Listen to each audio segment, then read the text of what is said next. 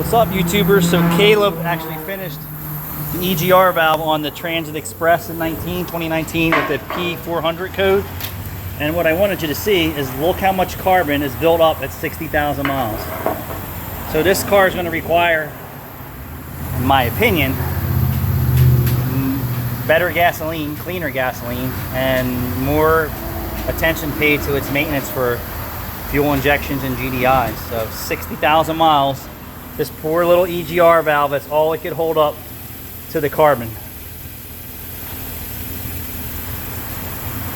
60. Could you imagine what it's going to look like at 100,000 miles?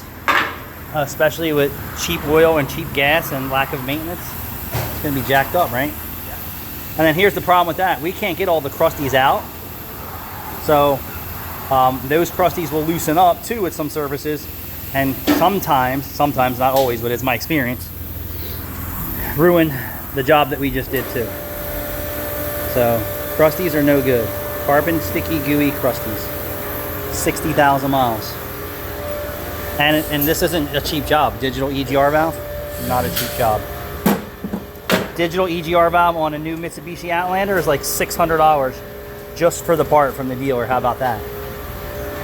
So you think a little bit better gasoline, a little bit more maintenance is important? I sure do. Thanks for watching.